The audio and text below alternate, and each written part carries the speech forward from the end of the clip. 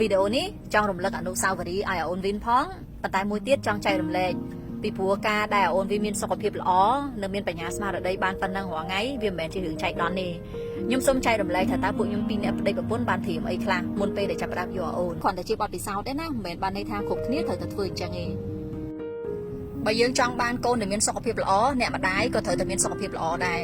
ក្នុងនោះគឺមានរឿងច្រើនដែលខ្ញុំត្រូវធ្វើប៉ុន្តែរឿងដែលសំខាន់ជាងគេគឺសុខភាពផ្លូវចិត្តពីព្រោះរឿង stress គឺជារឿងសំខាន់មែនទែនបើសិនជាអ្នកម្ដាយ stress ណាកូននឹងមិនមានសុខភាពល្អនោះទេរឿងដែលសំខាន់ជាងគេគឺហិរញ្ញវត្ថុពួកយើងបានត្រៀមពួកយើងដឹងថាបន្ទាប់ពីមានកូនហើយយើងអាចធ្វើការដូចពីមុន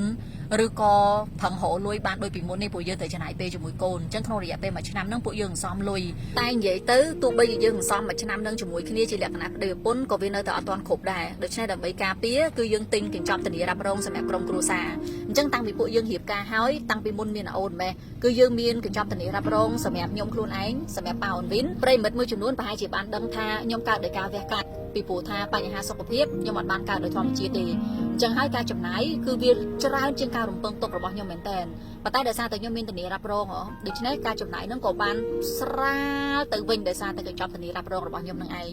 ពាក្យចាស់ថាការពារប្រសើរជាងព្យាបាលដូច្នេះបើសិនជាយើងមានកូនហើយទងន់ហើយបើយើងទិញធានារ៉ាប់រង